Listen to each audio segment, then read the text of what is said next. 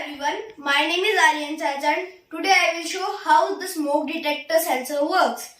In this project, I need a Arduino board, M2M wires, 3 resistors and 2 LEDs and 1 MQ2 sensor. Now I will take a smoky source.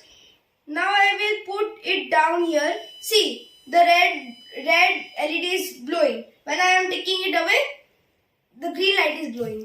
See, again I am taking it near. Now again it is glowing. See, when I am taking it far, again the green light is glowing. That's all. Thank you.